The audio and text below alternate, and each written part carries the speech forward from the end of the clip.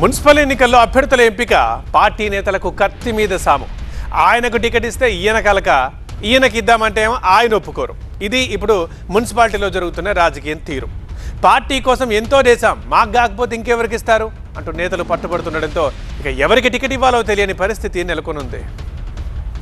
ఉమ్మడి కరీంనగర్ జిల్లాలో 13 మున్సిపాలిటీలతో పాటు 2 కార్పొరేషన్లకు ఎన్నికలు జరుగుతున్నాయి. ఆయా స్థానాల్లో రిజర్వేషన్ ఖరారైనప్పటి నుంచి ఆశావాహులు ముఖ్య నేతల చుట్టూ తిరుగుతున్నారు. ఇప్పుడు నామినేషన్ల టైం కావడంతో చివరి ప్రయత్నాల్లో ఉన్నారు నేతలు. కరీంనగర్ కార్పొరేషన్ లో ఇటీవల కాలంలో జంపింగ్స్ ఎక్కువయ్యాయి. ఆ పార్టీ నుంచి ఈ పార్టీకి, ఈ పార్టీ నుంచి ఆ పార్టీలోకి వలసలు పెరిగాయి. కాంగ్రెస్ తో పాటు బీఆర్ఎస్, బీజేపీలో ఇదే పరిస్థితి. దీంతో కొత్త పాత నేతలను సమన్వయం చేయడం పార్టీకి కష్టతరంగా మారిపోయింది. రెబల్స్ బెడద లేకుండా చూసుకునేందుకు నేతలను బుజ్జగించే పనిలో పార్టీ పెద్దలు ఉన్నారు. కానీ పలువురు నేతలు ససేమిరా అంటున్నారట. ఈ పరిస్థితుల్లో ఎవరికి టికెట్ ఇవ్వాలో అర్థం కాక నేతలు తలపట్టుకుంటున్నారు. ముఖ్యంగా అధికార కాంగ్రెస్ లో టికెట్ పోటీ గట్టిగానే ఉంది. దీంతో పార్టీ నేతలతో మంత్రి తుమ్మల, పొన్నం కీలక సమావేశం ఏర్పాటు చేశారు. సర్వేల ఆధారంగానే టికెట్ కేటాయింపు ఉంటుంది. ఇందులో ఎవరి జోక్యం ఉండబోదన్నారు మంత్రి పొన్నం. పార్టీ కోసం అందరూ కలిసి నడవాలని కోరారాయన.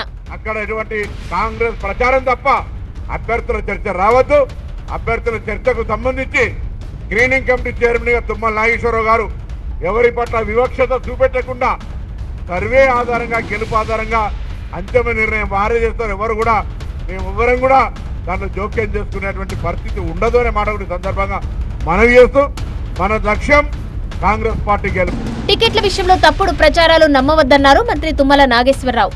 పార్టీని గెలిపించినటువంటి మీ అందరికీ కూడా కార్పొరేషన్ కలిస్తే మీకు గౌరవం కాబట్టి దయచేసి అపోహలతోటి మాట్లాడాల్సిన అవసరం లేదు. సరైనటువంటి అభ్యర్థుల్ని మీరే చూపించండి.